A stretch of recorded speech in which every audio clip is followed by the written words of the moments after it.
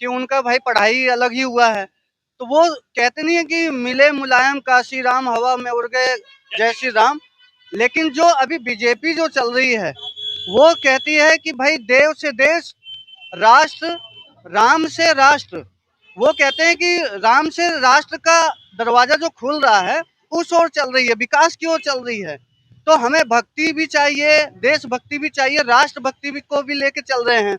लेकिन ये इनको क्यों नहीं समझ में आ रहा है? ये सोचते हैं कि भाई हमारा अहंकार जो है, उसी अहंकार के कारण आज देखिए बिहार की ये नतीजा आया है।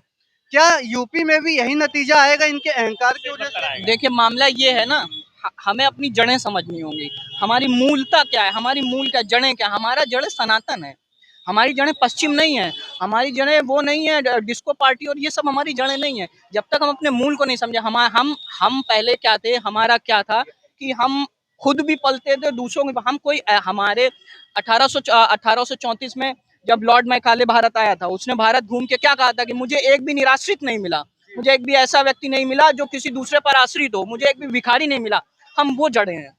अंग्रेज भी आए थे, अंग्रेज भी हमसे लड़के हार गए, उन्होंने कहा नहीं व्यापारी हैं हम लोगों के पास सोना कहाँ से है, व्यापारी थे हम लोग। तो ये हमें बात समझनी पड़ेगी। ये जो समझ जाएगा वो लीडरशिप डेवलप करेगा।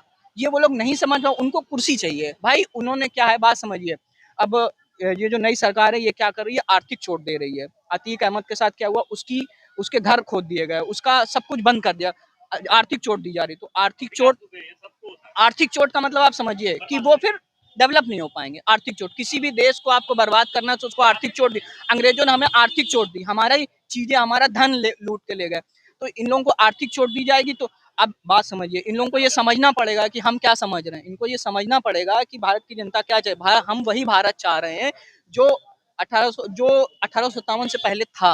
हम वो भारत चाह रहे हैं कि हम नालंदा यूनिवर्सिटी चाह रहे हैं, बन गई। आप बात समझिए ना, ये पुराने कॉन्सेप्ट हमें चाहिए जिससे हम खुद भी पले, दुनिया को भी पाले। आपका कहने का मतलब यह है कि शिक्षित होंगे तो अपने आप विकास की रास्ता खुलेगा। स्किल इंडिया मूवमेंट आपने देखा, हम लोग स्किल इंडिया मूवमेंट में काम करते हैं। हमारा काम स्किल इंडिया मूवमेंट में एक नव्या स्कीम गवर्नमेंट ने चलाई है 16 से 18, हम उस स्कीम में काम कर रहे हैं। तो हमें पता है हम लोग ट्राइबलों के लिए काम कर रहे हैं, ट्राइबल्स जो हैं उनके लिए, उनको डेवलपमेंट कर रहे हैं। तो स्किल इंडिया मूवमेंट हो गया, और ये आपका ओडीओपी हो गया, और ये आपका मेक इन इंडिया हो गया। ये मूवमेंट पहले नहीं आ सकते थे क्या? अधिकारी तो वही है ना, अधिकारी थोड़ी बदले हैं, अधिकारी तो वही है ना।